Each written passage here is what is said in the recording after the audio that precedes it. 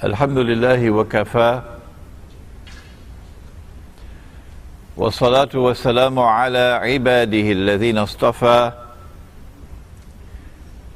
khususan ala afdalihim wa khatamin nabiyyin Muhammadin al-amin wa ala alihi wa sahbihi ajma'in wa ba'd.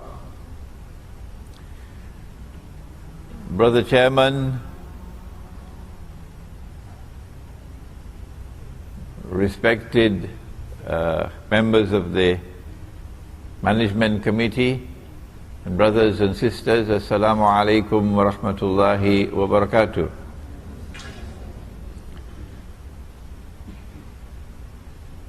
Our subject is one which is not just important, it is also one of critical importance.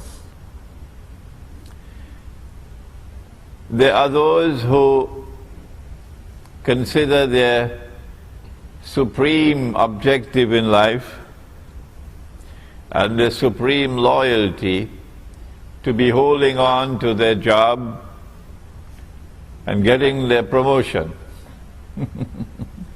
But there are others who believe that their faith is the most important thing in their lives.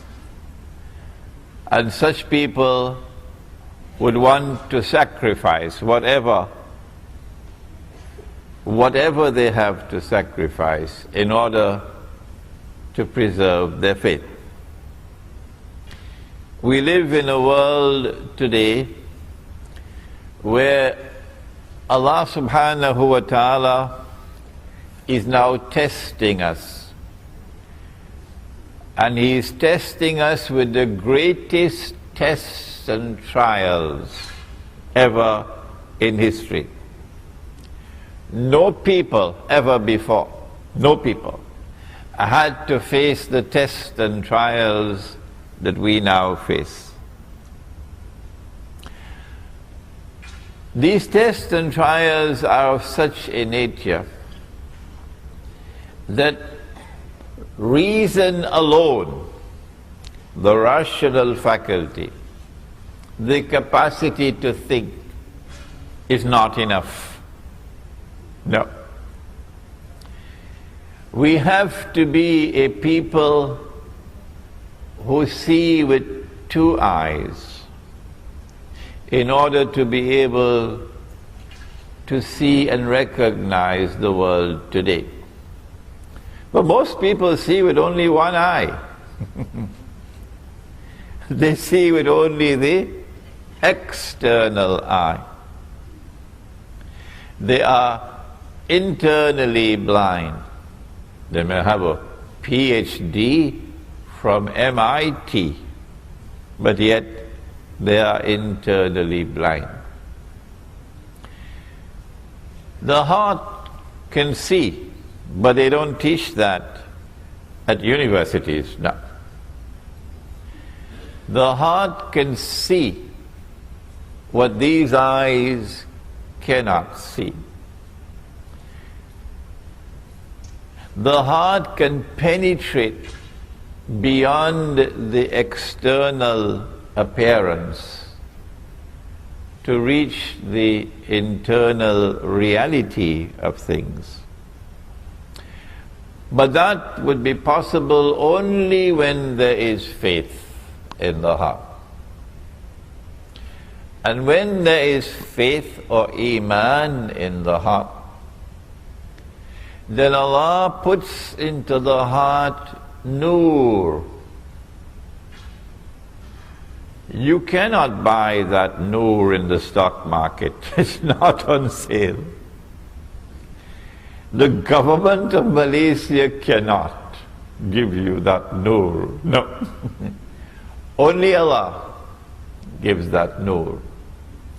And when Allah puts nur in the heart, then with these two eyes, the external and the internal, we will be able to read the world today correctly. Otherwise we can be deceived For example, those who see with one eye, they say we live in the best of all worlds. This is the best world ever. There has never been a better world than this. In this age, for example, we have electricity. Yesterday they used the oil lamp. In this age we have the motor car. Yesterday they used the donkey cart. In this age we have the telephone, something that you are familiar with in this company. And yesterday they used to use birds, pigeons, to take messages. In this age we have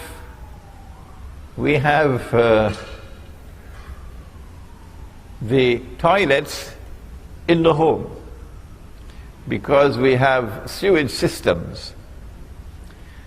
And yesterday you had to go outside of the home. And so the evidence keeps on mounting. Who wants to go back to yesterday? This is the best of all worlds. Those, on the other hand, who see with two eyes, they say, but wait a minute. Can this be the best of all worlds? When those who are ruling the world and getting all of mankind to become carbon copies of themselves, that anything they do, they make all of mankind follow them. This civilization, which today dominates the whole world, is now moving to get all of mankind to agree. Every government eventually will have to accept that it is legally permissible for a man to marry another man. Did you hear that? Did you hear that? That's progress, huh? That's progress. And get a marriage certificate. And for a woman to marry another woman and get a marriage certificate. We say, no, this doesn't look like the best of all worlds at all. This looks like the worst of all worlds. The difference between appearance and reality is remarkable.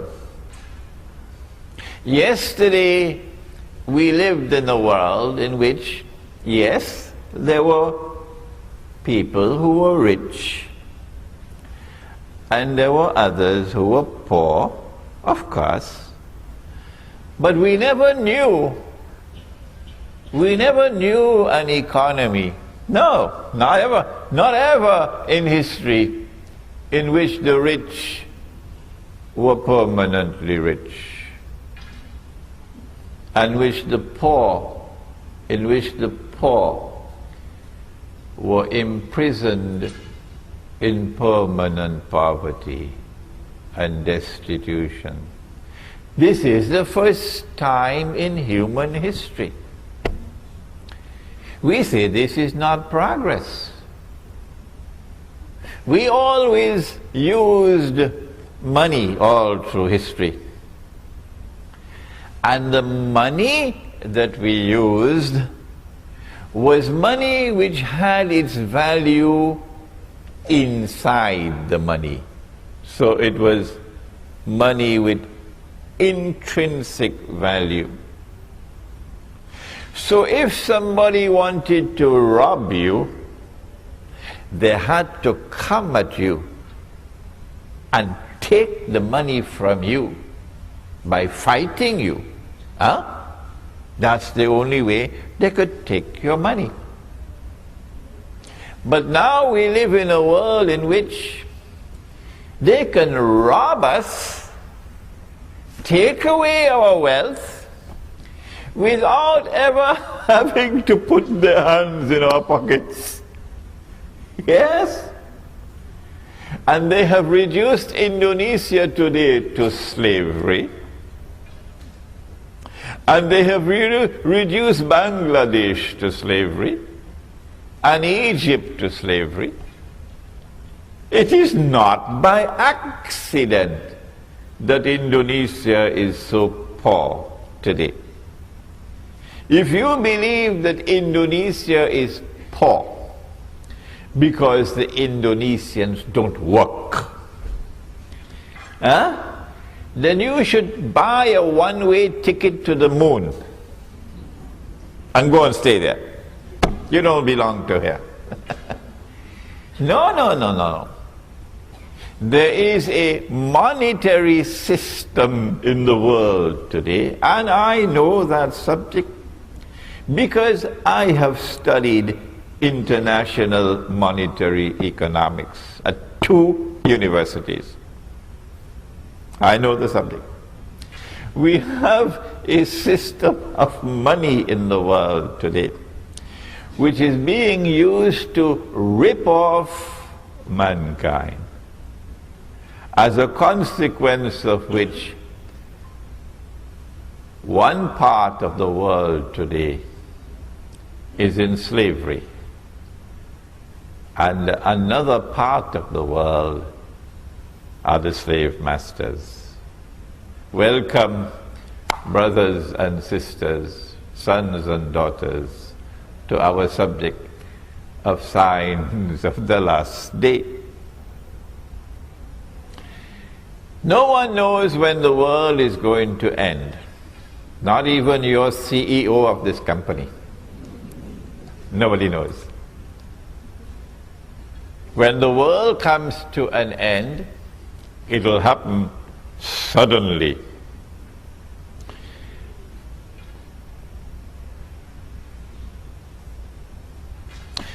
Two people will be sitting with a cloth between them, engaged in a business transaction, and the world will end before they could complete their discussion.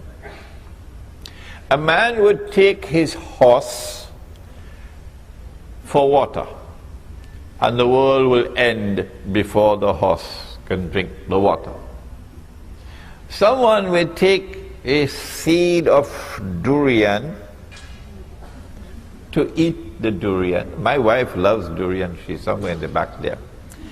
And the world will end before the durian could reach your lips, said the Prophet alayhi salatu wassalam. When that end of the world comes, it will be sudden. And then you see the mountains like pieces of cotton wool. And then you see the graves of people and their bodies being pitched out of the graves. And then there will be a transformation of the entire world into something which is new. So if this is a world of space and of time, that would be something which would be different. But we are not concerned with the end of the world. No. We are concerned with an age which will come before the end of the world. And we have chosen to call this the end of history.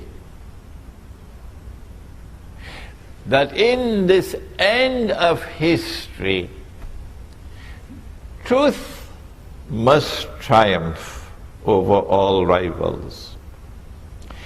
Justice must prevail in the world. the Security Council of the United Nations, that bunch of crooks could do what they want.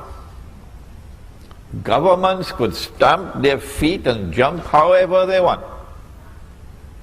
But justice will prevail in the world, and the oppressor will bite the dust at the end of history.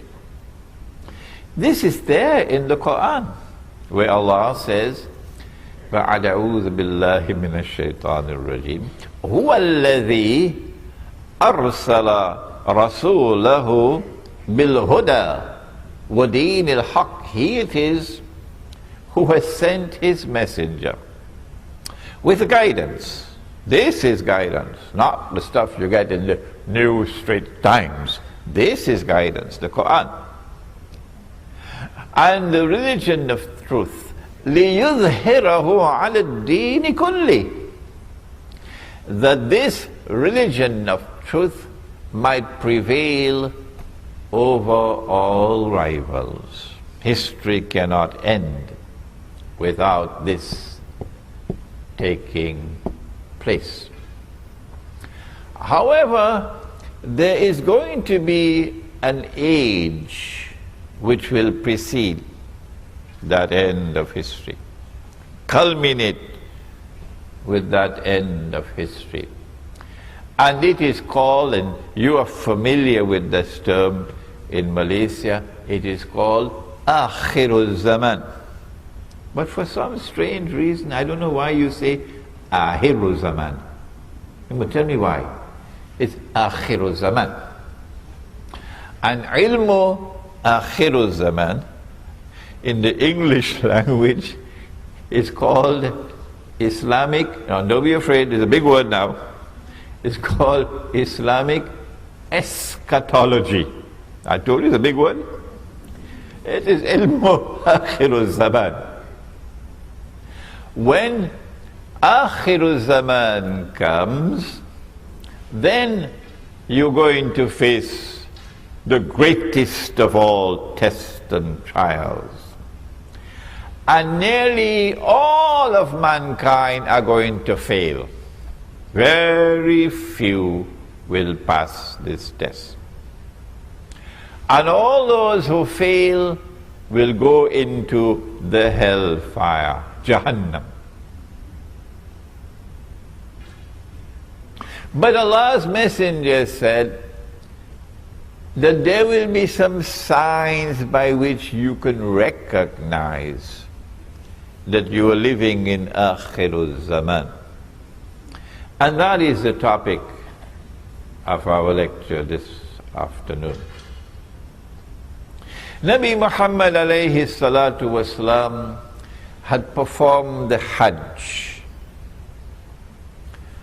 and revelation came down announcing, this day have I perfected for you your religion, completed my favor unto you. And then he left Mecca and returned to Medina. And now there are only about 81 days left in his blessed life. It is at this time that the angel came.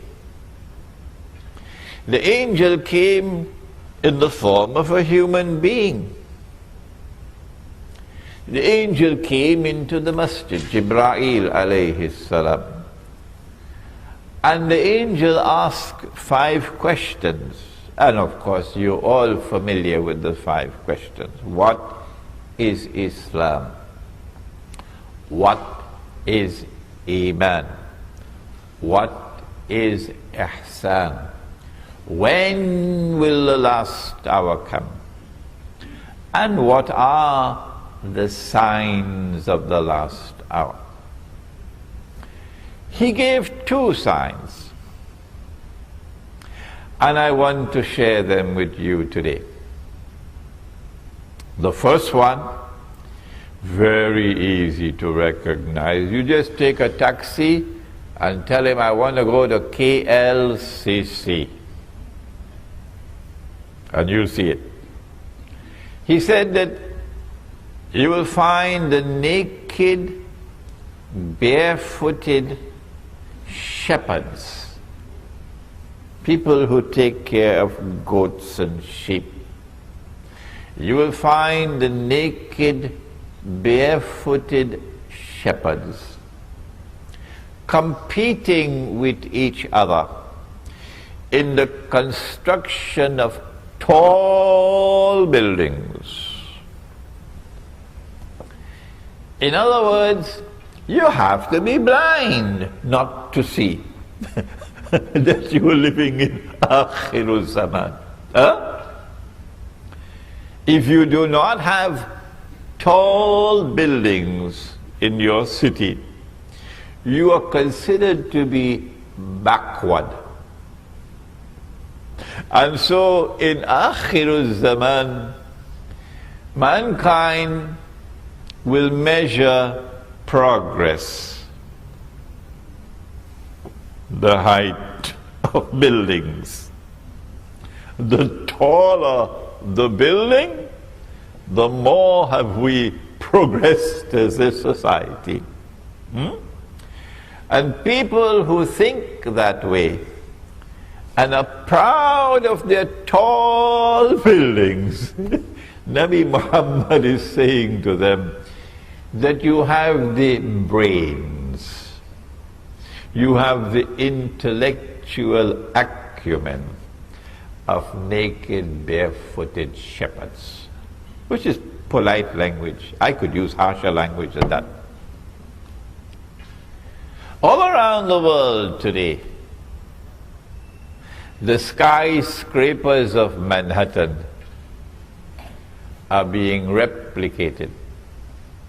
Every city and every town now has its little Manhattan skyscrapers, including your Kuala Lumpur. And so here is a sign of the last day, which should function as a wake-up call. But there are those who are so asleep, nothing will wake them up. No. They have eyes and yet they cannot see. They have ears and yet they cannot hear. They have hearts and yet they do not understand. Allah says of such people, أُولَٰئِكَ كَالْأَنْعَامِ أُولَٰئِكَ كَالْأَنْعَامِ. They're just like cattle. They're just like cattle. So what can you do for them? Whether you want them or you don't want them, they don't bother with you. So let us now turn to the other people, who when they see the tall buildings, they will shake.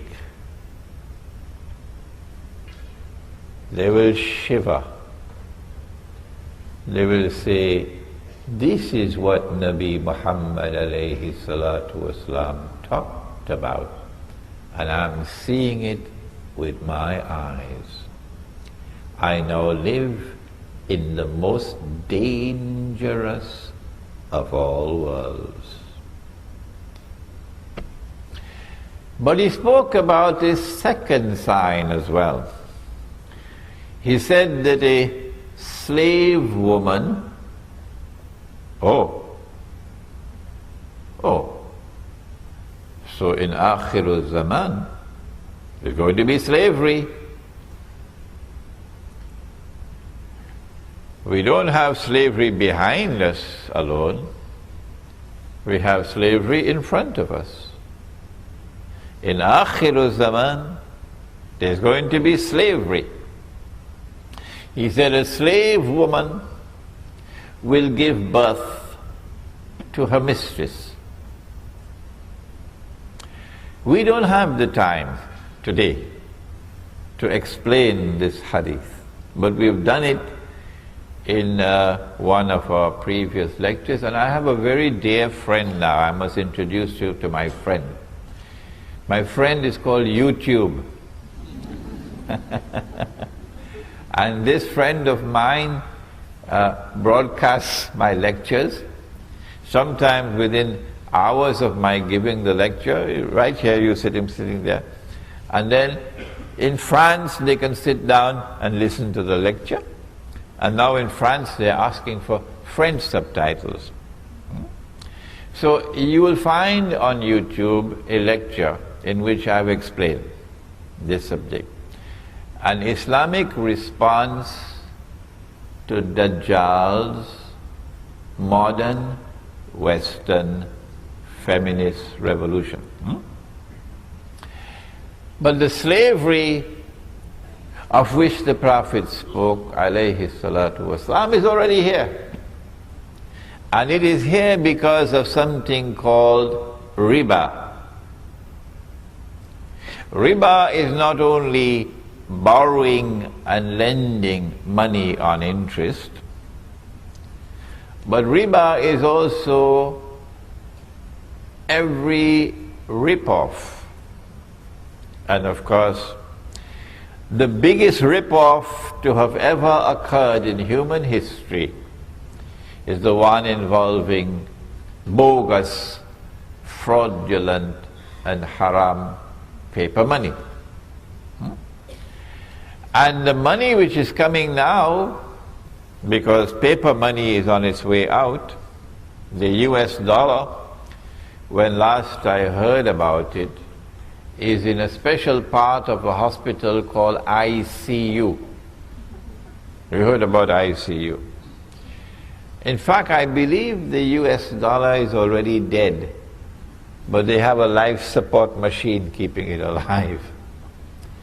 And it will only be a matter of time before the US dollar is demonetized, meaning you cannot use the US dollar in the United States for buying and for selling. No, you can use it as wallpaper. And then they will replace the US dollar with some other currency, maybe a coin, which will be worth 5 cents to the dollar. Of course, China is going to be very angry with that, because the Chinese have a whole pile of US dollars. And the Saudis are going to be very angry. They have a whole pile of US dollars. So now you lose 95% of your wealth. But what is replacing paper money now is something even worse. It is money you cannot see. It is money you cannot touch. It is electronic money. And you make this money by simply typing it in and typing it out. So whoever controls the banking system around the world controls the world. We are heading towards a financial Guantanamo. This is slavery, economic slavery. And it has already come to the world, and now the noose is tightening around the neck. Who is doing it? I now want to introduce you to the most important part of this subject. And that's all I can do today, introduce you. If you want me to teach the subject, you have to read my books. If you read Jerusalem in the Quran, which I wrote 10 years ago, and this cover design was done right here in Malaysia, this book will introduce you to the subject of Akhirul Zaman. And we also have the book in Bahasa, but we only have about 20 copies today. The companions of the Prophet ﷺ were sitting talking amongst themselves. When he came and he asked, "What are you talking about?" And they said, "We are talking about A'lamatus Sa'ah, the signs of the last day." And then he said, and this hadith is in Sahih Bukhari, it is in Sahih Muslim, He said the last day would not come until, and he mentioned 10 signs. 10 signs. The 10 were not given in the order in which they will occur. We do not know that order.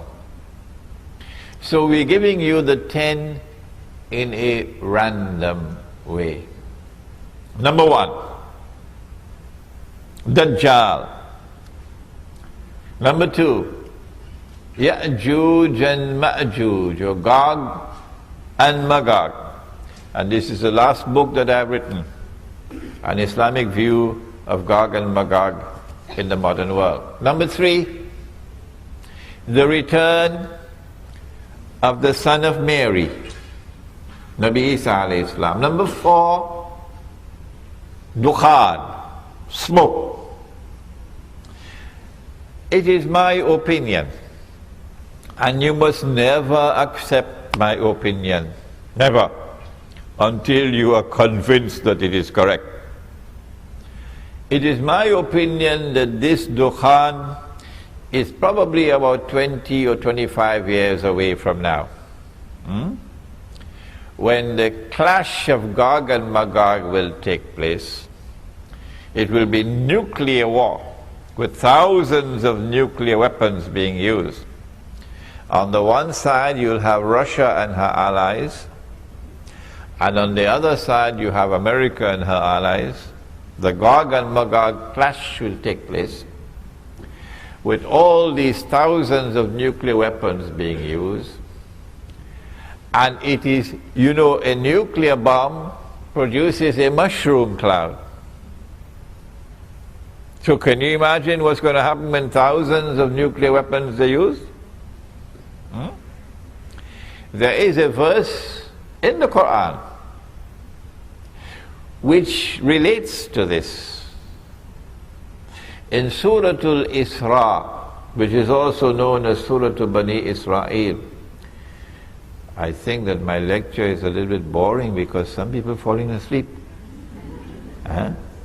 If you see anybody sleeping, wake them up.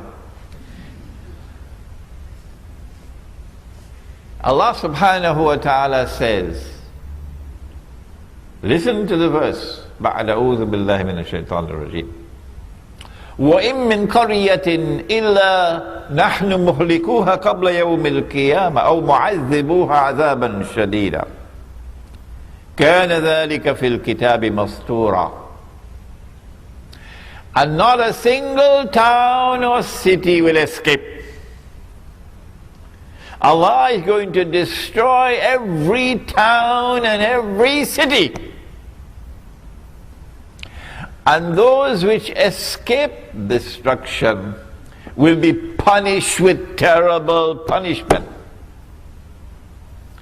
And my opinion is that you got about 20-25 years left. Of course, I can be wrong. When that clash takes place of Gog and Magog, that's it. The only ones who will survive would be those who are in the remote countryside. And you know that you are in the remote countryside when you cannot use a cell phone. So that is number 4, Dukhan, smoke.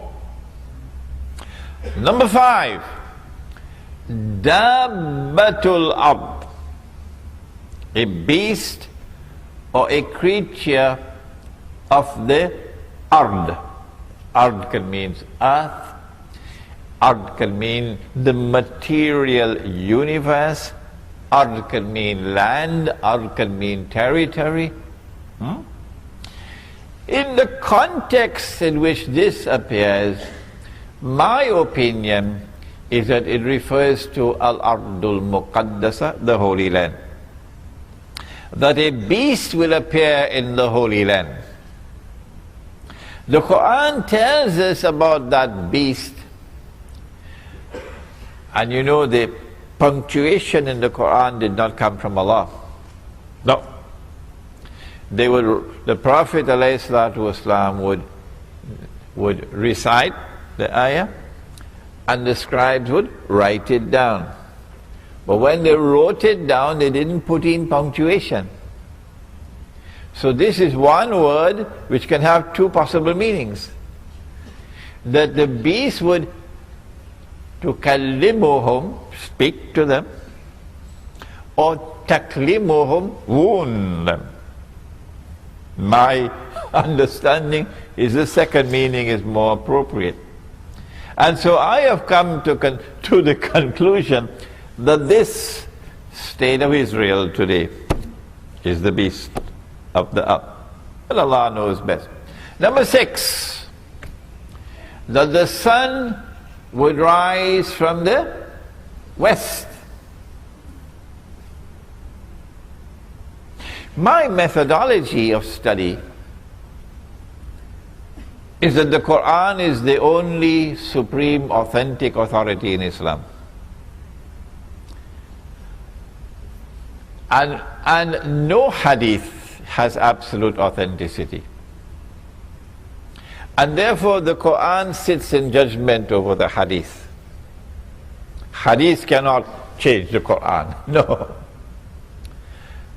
The Quran tells us that the sun rises from the east. I believe it does in KL, does it? From the east? Right, good. And the sun sets in the west. The Quran tells us that. And the Quran also tells us, La tabdila li khalqillah, that Allah's creation does not change. Therefore, I have come to the conclusion that the sun cannot physically rise from the west. No, because that would be in conflict with the Quran. But you would be surprised at the number of emails I'm getting from all over the world. Sheikh, there's something called reverse magnetic theory or something like that or the other. And the sun is actually going to rise from the west. Oh, they're not giving me any peace at all. Therefore, I have to understand the sun rising from the west to be something which is symbolic. There is going to be a false sunrise. That false sunrise will come from the west. It is not the true sunrise. This false sunrise wants to replace the true sunrise. And so I have perceived that false sunrise to be modern Western secular civilization. But this is my opinion. Do not accept my opinion unless you are convinced that it is correct. Number 7, 8, and 9. That there will be 3 khusuf, plural of khas. A khas is a movement of the earth, which is normally called an earthquake. But this movement of the earth would result in a sinking down of the earth. One would be in the east, the second would be in the west, and the third, you know, I was here a few years ago, and in Tamansuri, UK, it was Ramadan. The people, you didn't hear about it? They had woken up in the morning for the Sahri, and the whole house went down. You didn't hear about that? Tamansuri, UK. So one in the east, one in the west, and the third one in Arabia. And that third one in Arabia, that is the one which will confirm that this is Imam al-Mahdi. Not the eclipse of the sun and the moon, no. This is the one, the sinking down of the earth in Arabia. And number 10, that a fire will come out of Yemen. I don't understand this to be a literal fire. I understand this to be a revolutionary fire.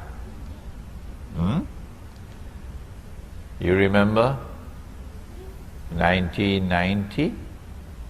Some of you may have been born already. 1990, huh? When Saddam Hussein sent his troops into Kuwait, huh? And took over Kuwait, remember? Oh my, you should have seen the Malay people, they were all celebrating. Yes, the Malay were very happy. And all the Malay were supporting Saddam. In Singapore as well, giving headache to the Singapore government. Because they detested Kuwait. They detested Kuwait. And the Yemeni people, there were about 8 million of them working in Saudi Arabia. And the Yemeni people all applauded and they supported Saddam Hussein. So when Bush Sr. sent what he called a desert storm and pushed this Iraqi army out of Kuwait, Saudi Arabia then retaliated against those 8 million Yemenis and threw them out of the country. So the heart of Yemen is anti-systemic. The heart of Yemen despises the oppressor. And this is why the Prophet said, Allahumma barik lana fi shamina wa yamanina. O Allah, grant blessings for us in our Sham, Syria, and our Yemen. I wish he had included Indonesia as well. And so a fire will come out of Yemen and drive mankind to their place of assembly, which is Arafat. And so that spells goodbye to Saudi Arabia. These are the 10 major signs of the last day. And I don't have the time now. Each one of these will take some time to explain, each one of these. I'm writing a book on Dajjal now, and I hope I can complete that book while I'm here in Malaysia. I've already written this book on Gog and Magog. It's the only book in the market in the modern age, the only one. But you should now, because of today's lecture, and because you have been to KLCC, don't tell me you've not been to KLCC, and you've seen the tall buildings. Today's lecture is a wake-up call that you must study the subject of signs of the last day, and that you have to concentrate your study on the major signs, the 10 major signs. This book is entitled Signs of the Last Day in the Modern Age, and in this book there is a collection of essays dealing with this subject. Now, apart from the major signs, let me share with you some of the other signs and then we'll end, because you have to have your lunch. I don't know how tasty your lunch is going to be now, but I have to tell you. He said, sallallahu ta'ala alayhi wa sallam, he said, in the last age, women will dress like men. I hope you don't get angry with me. Women will dress like men. So you will see her in a jacket, cut masculine style jacket. And you will see her wearing trousers. And I have seen her with a tie in McDonald's, the tie. And this is the working woman's clothes. When you see that, tears should come in your eyes. That 1400 years ago, our Prophet, in the desert of Arabia, he said that this will happen. Why is she dressed like a man? Answer: so that she can assume the functional role of men in society.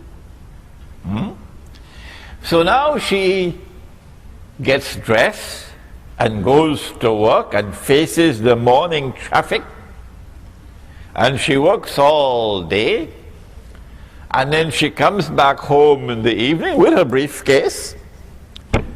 Don't be annoyed with me, I have a job to do. And faces the evening traffic and advances in her career. When she is at work, she's an officer. She has men working under her, so she can't talk to them in a feminine voice. Her voice has to be masculine. So her voice becomes masculine. If you hear her on the telephone, you won't know, is it a man or a woman? And as her voice becomes masculine, and her work is masculine, oh my gosh, you should see her face. The face of a woman is soft and gentle, beautiful. No man here will differ with me that the most beautiful thing that Allah has ever created is a woman. Come on, tell me. But now she loses her femininity. And as she becomes more and more masculine, because she is dressing like a man, eventually men are no longer attracted to her. And so now the day will get married to the day, and get a marriage certificate.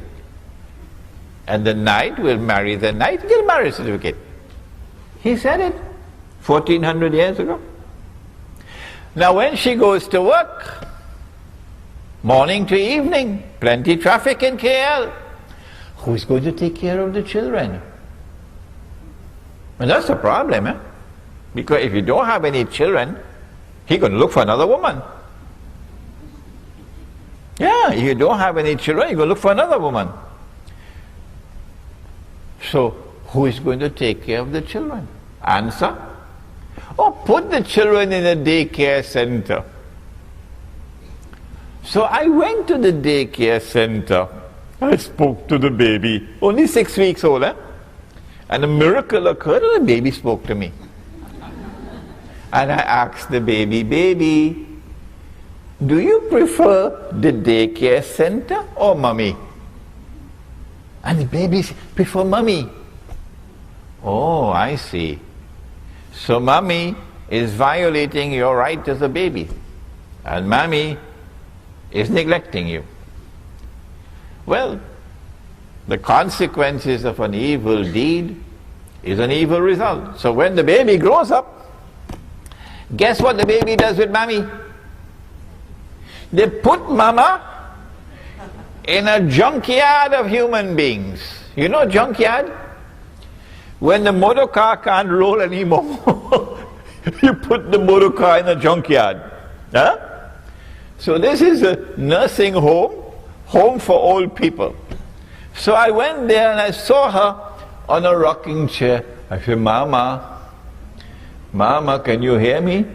Mama, what do you want? I said, do you prefer to be here or in the home with your grandchildren. I want to go back to the grandchildren. Now, this is punishment. You're being punished. He said that woman would be dressed and yet be naked. When last have you been to KLCC? Huh? When women are dressed, before that, I missed out one. But they're going to be angry with me now, these fellows on this side. But never mind, we'll be friends after the lecture is over. He said men will dress like women. 1400 years ago he said that. Why would a man dress like woman? Why? Because he wants to assume the functional role of woman. You see? So when the two of them get married, the two men, one will be the dominant partner and the other would be the woman. If a man wants to dress as a woman, what is the first thing he has to do? I wish I had the time to wait for answers, but I don't have the time. Remember, don't be angry with me, I have a job to do. If a man wants to dress as a woman, the first thing he has to do is to shave off his beard. It is not by accident that every civilization in human history had the beard until the sun rose from the west. And modern secular Western civilization shaved off the beard, and guess what the rest of men in the world did?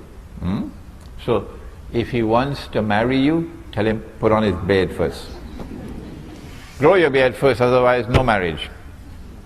Now then, he said that women would be dressed and yet be naked. This is dynamite. Yes, this is going to cause explosions. Why? Because a woman is attractive. You know, when Allah's messenger built the masjid, you know he put the men at the front, and you know he put the women at the back. You know that, of course. And you know he said that when women go down in sajda, they must remain in sajda longer than the men. You know that? No? Nobody ever told you? Yes. When women go down in sajda, in salat, they must remain in sajda longer than the men. This is a command of the Prophet, alayhi salatu wasalam. Why? He said some of the men may not have enough cloth to cover themselves. And if a woman were to raise her head too quickly, it would be an unwelcome sight. So he put the men at the front and the women at the back, and told the women to remain longer in sajda. Why did he not put the women in the front and the men at the back? Answer: no man would be able to pray. No, you can't concentrate on prayer when you have women in front of you. Because women are beautiful. Women are desirable. And if there's a man who does not have desire for women, something is wrong with him. Give him a one-way ticket to the moon. So when women start to take off their clothing, you're heading for trouble. Yes. And he said women will be dressed and yet be naked. You're playing with fire. And he said the fire is going to come. Why? He said that eventually, I don't think it has come to Malaysia as yet, but it's already come to London and Paris and Japan and so on. He said you will find people having sexual relations in public like donkeys. Like donkeys. And this sexual revolution is provoked by a feminist revolution which takes woman and gets her to take off her clothing.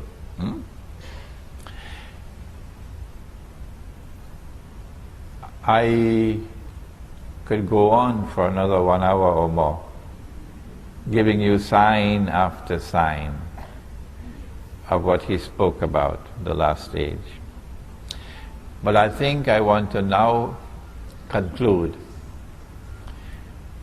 by suggesting to you, how can we survive in this modern age with faith intact?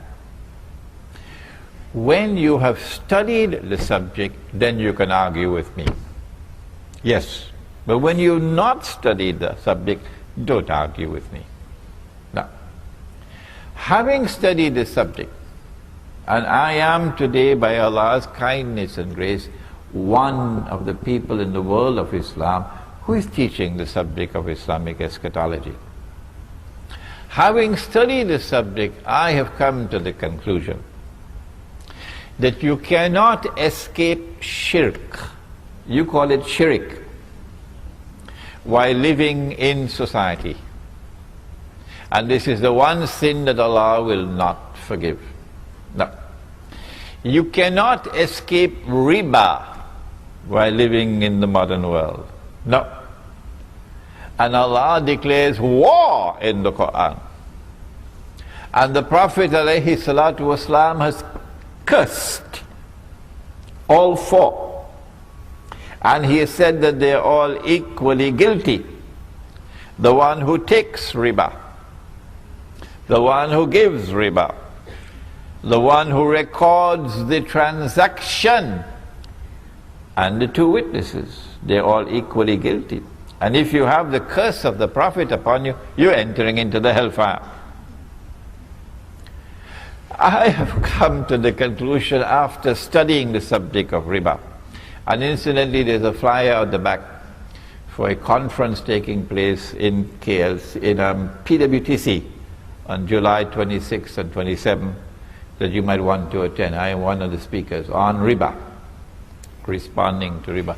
I have come to the conclusion that you cannot survive with faith intact while living as a part of this system. And therefore I have been suggesting that we retreat to the remote countryside and we build micro communities which are free from oppression. So you're not going to employ an Indonesian maid. She is the last to sleep at night. She is my daughter. She is your daughter. She is my sister. She is your sister. She is the last to sleep at night. She is the first to wake in the morning. She works all day long. She gets no holidays. She is abused. She is exploited. In Singapore, she has to cook pork, lahmul khinzir. She has to do other things we can't talk about. And at the end of the month, she's paid the salary or the wage of a slave. Come on, Lee Kuan Yew. Is there any Singaporean woman who would work for $300 a month? Shame on you, Singapore. Shame on you, wherever in the world you pay a maid the wage of a slave. How do you know it's the wage of a slave? No Malaysian woman will work for that wage. No Malaysian laborer will work for that wage that you're paying the Bangladeshi and you're paying the Indonesian. So you are an oppressor and Allah will destroy you, Allah will destroy you, Allah will destroy you. So we will create our micro communities which will be free from oppression. Banks are not allowed. No. So no money lenders. And we're not going to use this paper money. The gold dinar and silver dirham is what you find in the Quran. So the gold dinar and silver dirham will be used as money. And if we have a shortage of dinars and dirhams, and we in Java, we can use rice as money. Yeah. In that micro community, we try to live the way of life of Islam.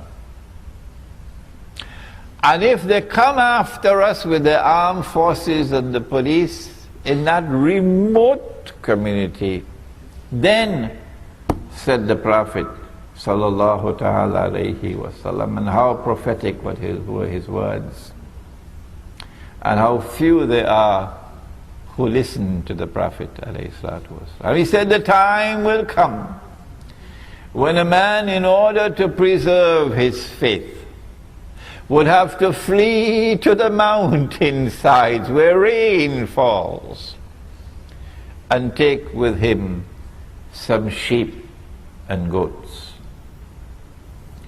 And so I leave you now. I thank you for the time that you've given to me to introduce you to this important topic. I warn you that we now live in the most dangerous of all worlds, and most people are going to fail the tests. And I urge you to study the subject of signs of the last day, and to examine my suggestion that survival requires us to try to live Islam. And we cannot live Islam in their cities and towns, but we might succeed if we remove ourselves from the towns and cities and go back to Kampung and build a community that is faithful to Allah and His Messenger. ربنا تقبل منا إنك أنت السميع العليم وتب علينا يا مولانا إنك أنت التواب الرحيم برحمتك يا أرحم الراحمين آمين. I saw my teacher, Maulana Dr. Fazlur Rahman Ansari, conducting a class. And while the class was being conducted, the azan was called. Of course, we will be going to the masjid. When the azan started, I heard him say, Allahumma Jalla Jalalahu, and then continue with the class. So I followed his way. If anyone can show me that this is prohibited, then of course I will discontinue it. Okay, there's nothing that I know of in the Quran and nothing that I know of in the Ahadith with which to respond to your question. I therefore will give you my view. I believe that those who are in control of the world today, who want to rule the whole world and eventually deliver that rule to the state of Israel, so that tomorrow Israel will rule the world. And when Israel rules the world, then a man would stand up in Jerusalem and declare, I am the Messiah, Al-Masih. 1400 years ago, Nabi Muhammad alayhi salatu wasalam described that man to us. Said he'll be a Jew. He would be a young man. He'll be powerfully built. He'd have curly hair. I believe that that event is probably about 30 years away from now. That's how close we are. That man would be Dajjal. Dajjal. Because he says he is the Messiah, but no, he is not the Messiah. He is the false Messiah. And then Allah subhanahu wa ta'ala will send back the true Messiah. Nabi Isa alayhi salam will come down from the sky with his hands resting on the wings of two angels. And the true Messiah will then kill the false Messiah. And after that takes place the big Gog and Magog war, which will be the Dukhan. But in order for Israel to rule the world, Israel has to wage some big wars. The wars that Israel has so far waged are small wars. Israel has to attack Egypt so that the territory of the state of Israel can expand to incorporate the whole of the eastern delta of Egypt, from the river Nile to the Red Sea. Israel has to destroy Pakistan's nuclear plants and nuclear weapons, and Iran's nuclear plants. Break up Pakistan so that Pakistan can never rise again. Israel, in order to wage those wars and not appear to the world as an aggressor, is now maneuvering with the Arab uprisings. And the Arab uprisings are meant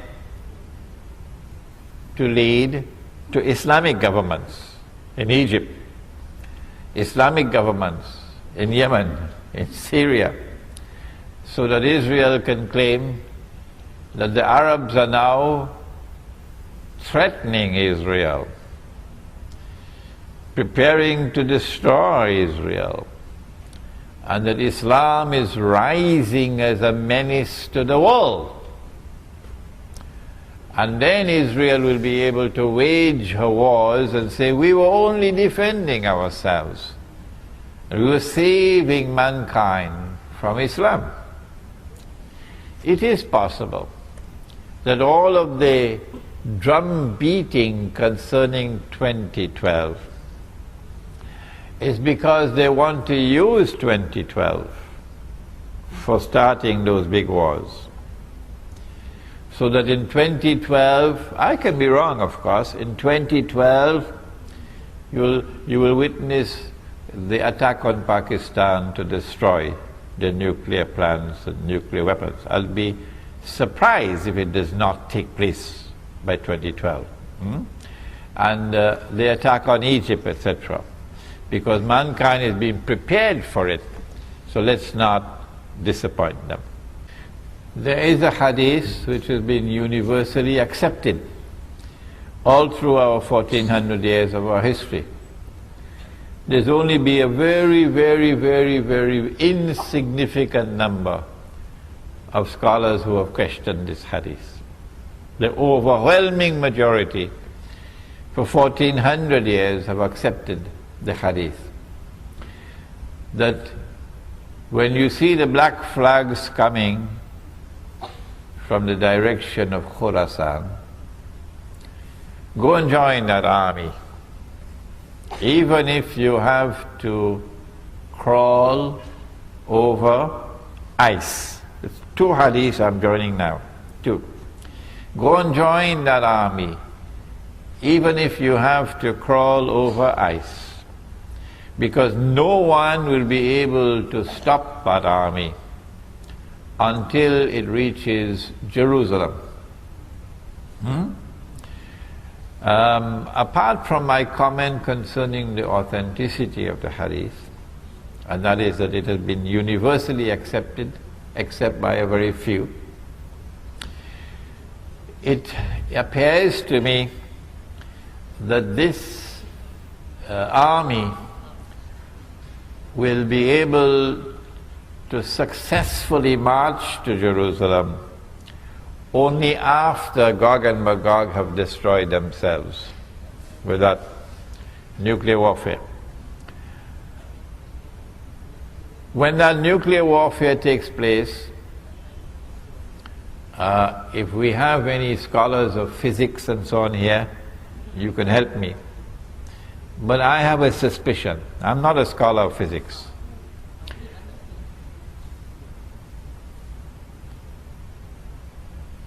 I have a suspicion that the radiation in the atmosphere which we now have through these towers, so you can use your cellular phones and so on, and your laptop, wireless, that the radiation that is now in every town and every city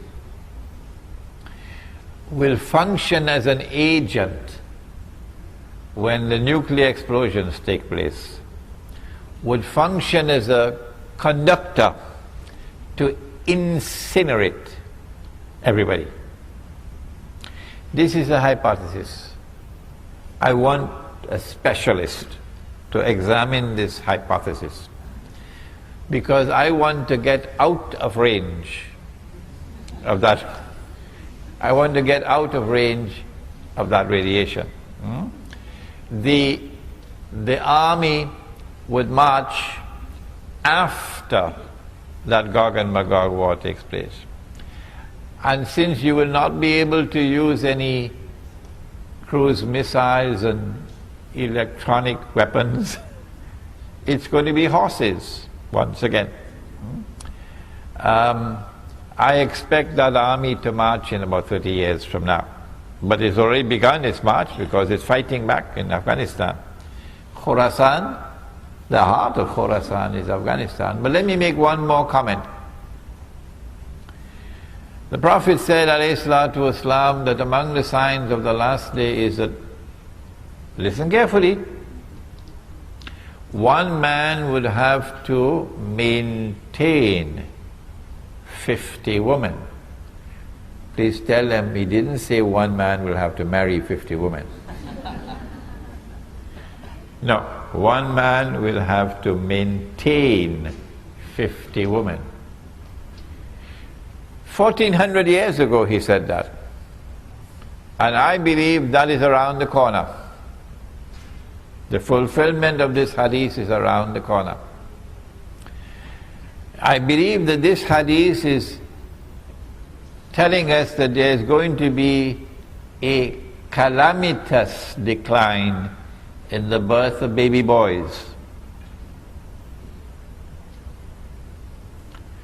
Only baby girls are going to be born. Rare would be the birth of a baby boy. Why? Why? The medical doctors have explained to me that the sperm has male chromosomes and female chromosomes. And when the male chromosome fertilizes the egg, then a baby boy is born.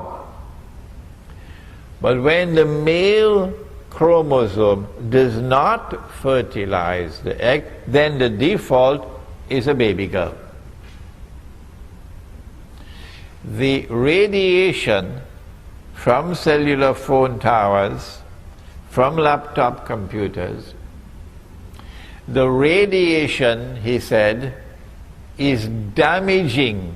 Notice where the laptop sits on your lap. It is damaging male sperm production. It is weakening the male chromosome. As the male chromosome becomes weaker and weaker, less and less baby boys are going to be born. So, now every woman in the world, you can ask them, wants to have a baby boy. Yeah. The only place you can get a husband who can give you a baby boy